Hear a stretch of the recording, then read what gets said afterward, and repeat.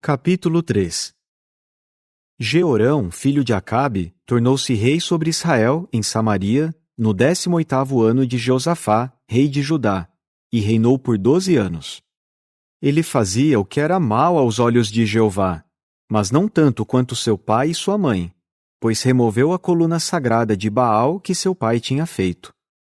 Mas ele continuou nos pecados que Jeroboão, filho de Nebate, tinha levado Israel a cometer, e não se afastou deles. Mesa, rei de Moabe, era criador de ovelhas e pagava como tributo ao rei de Israel 100.000 cordeiros e 100.000 carneiros não tosqueados. Assim que Acabe morreu, o rei de Moabe se rebelou contra o rei de Israel. Por isso, o rei Jeorão saiu de Samaria e reuniu todo Israel.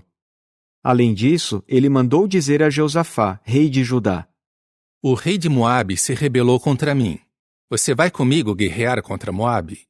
Ele respondeu: Vou, eu estarei com você. O meu povo estará com o seu povo. Os meus cavalos estarão com seus cavalos. E ele perguntou: Por qual caminho iremos? Jeorão respondeu: Pelo caminho do deserto de Edom. Então o rei de Israel partiu com o rei de Judá e o rei de Edom. Depois de darem uma volta que levou 7 dias, não havia mais água para o exército e para os animais que o seguiam.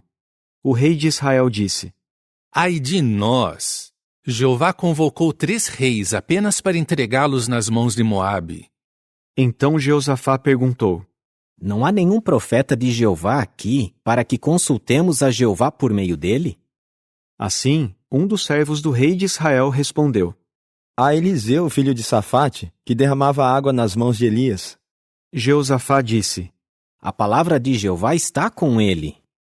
Portanto, o rei de Israel, Josafá e o rei de Edom foram até onde ele estava. Eliseu disse ao rei de Israel: O que eu tenho a ver com o Senhor? Vá consultar os profetas do seu pai e os profetas da sua mãe. Mas o rei de Israel lhe disse: Não, pois foi Jeová quem convocou a nós, 3 reis, para entregar nas mãos de Moabe. Então Eliseu disse: Tão certo como vive Jeová dos exércitos a quem sirvo, se eu não tivesse consideração por Josafá, rei de Judá, eu não olharia para o Senhor, nem lhe daria atenção. Agora tragam-me um arpista. Assim que o arpista começou a tocar, a mão de Jeová veio sobre Eliseu. Ele disse: Assim diz Jeová: Cavem muitas valas neste vale, pois assim diz Jeová: Vocês não verão vento, nem chuva. Contudo, este vale se encherá de água, e vocês beberão dela, vocês, seus rebanhos e seus animais de carga.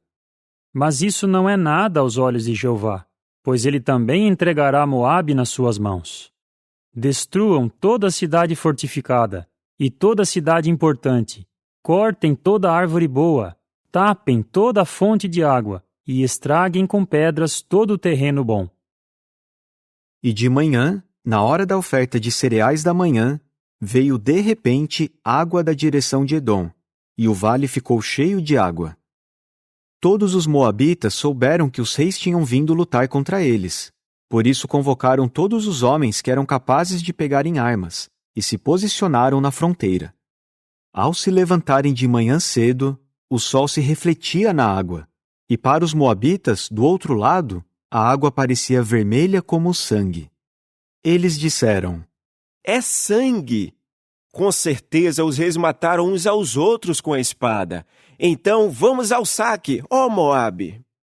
Quando eles entraram no acampamento de Israel, os israelitas atacaram e começaram a golpear os moabitas, que fugiram deles. Ao passo que os israelitas entravam em Moabe, matavam os moabitas. Eles destruíram as cidades, e cada um jogou uma pedra em todo o terreno bom, enchendo-o de pedras. Eles taparam toda a fonte de água e cortaram toda a árvore boa. Por fim, apenas as muralhas de pedras de Kir-Aresete ficaram de pé, e os que atiravam com fundas a cercaram e a atacaram. Quando o rei de Moabe viu que a batalha estava perdida, levou consigo 700 homens armados com espadas para abrir caminho até o rei de Edom, mas eles não conseguiram. Então ele pegou seu filho primogênito, que ia reinar no seu lugar, e o ofereceu como sacrifício queimado sobre a muralha. Houve então grande indignação contra Israel, de modo que desistiram de lutar contra o rei de Moabe e voltaram ao seu país. Capítulo 4. A esposa de um dos filhos dos profetas clamou a Eliseu, dizendo: Seu servo, meu marido, morreu, e o senhor sabe que o seu servo sempre temeu a Jeová. Agora, um credor veio para levar meus 2 filhos como escravos dele. Então Eliseu lhe disse: O que posso fazer por você? Diga-me o que você tem em casa. Ela respondeu: Sua serva não tem nada em casa, a não ser um jarro com azeite. Ele disse então: Vá, peça vasilhas vazias a todos os seus vizinhos. Traga quantas puder. Depois, entre em casa e feche a porta atrás de você e dos seus filhos. Encha de azeite todas as vasilhas e separe as que estiverem cheias. Então ela foi. Depois que ela fechou a porta atrás de si e dos seus filhos, eles começaram a passar as vasilhas para ela, e ela despejava azeite nelas. Quando as vasilhas ficaram cheias, ela disse a um dos seus filhos: Traga-me outra vasilha. Mas ele lhe disse: Não há mais nenhuma vasilha. Nisto, o azeite parou de escorrer. Então ela foi e contou isso ao homem do verdadeiro Deus, e ele disse: Vá, venda o azeite e pague as suas dívidas, e você e seus filhos podem viver do que sobrar. Certo dia, Eliseu foi a Sunem, onde havia uma mulher de destaque, e ela insistiu com ele para que tomasse uma refeição ali. Todas as vezes que passava por ali, ele parava para comer. Então ela disse ao seu marido: Sei que o homem que sempre passa por aqui é um homem santo de Deus. Vamos fazer um pequeno quarto no terraço e colocar lá para ele uma cama, uma mesa, uma cadeira e um candelabro.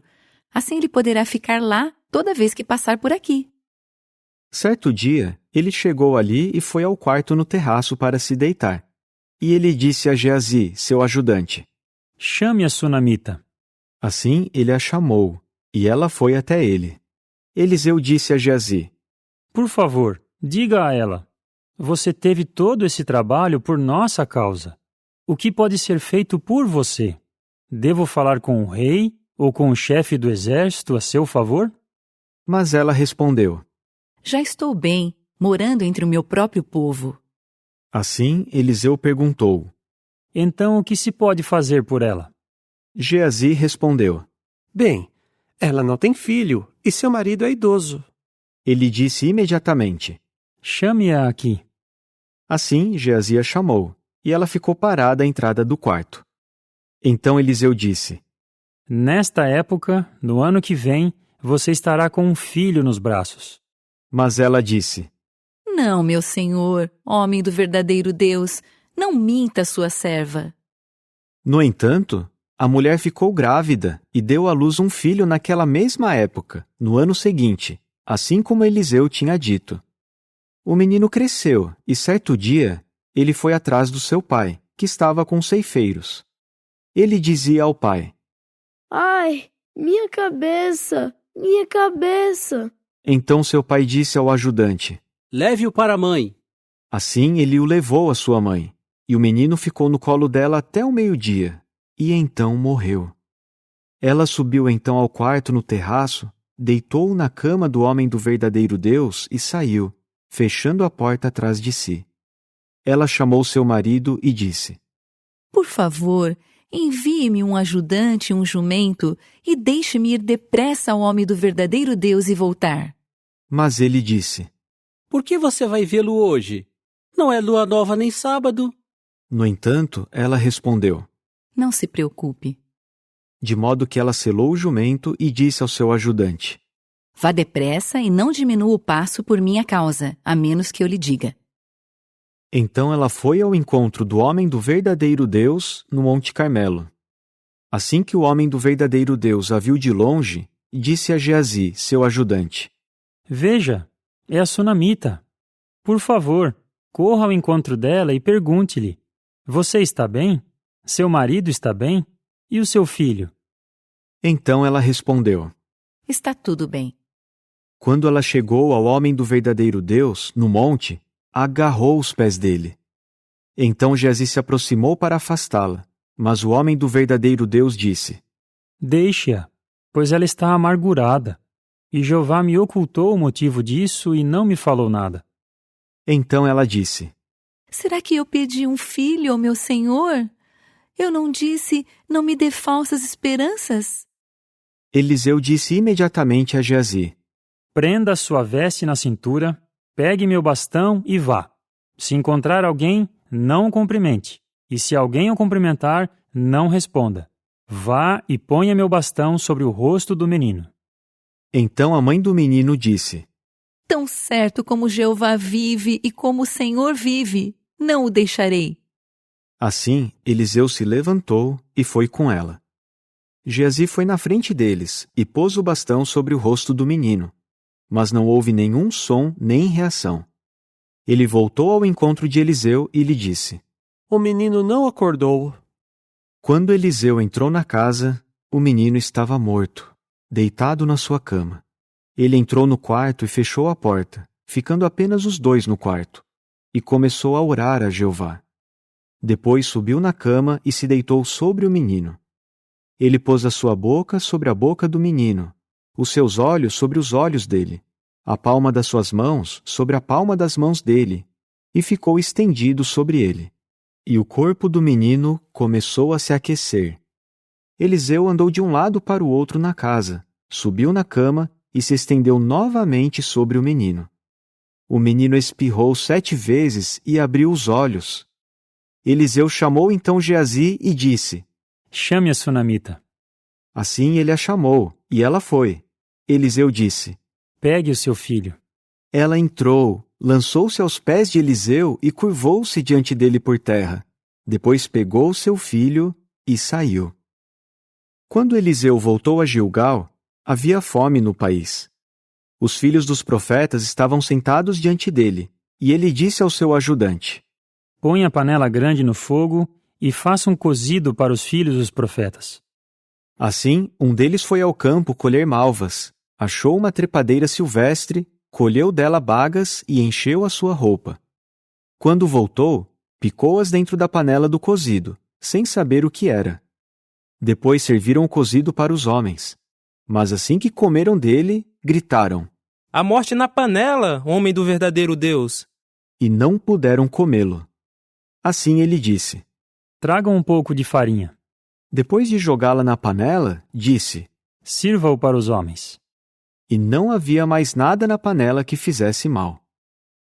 Um homem veio de Baal-Salisa e trouxe ao homem do verdadeiro Deus 20 pães de cevada feitos com os primeiros frutos maduros, e um saco de cereal novo.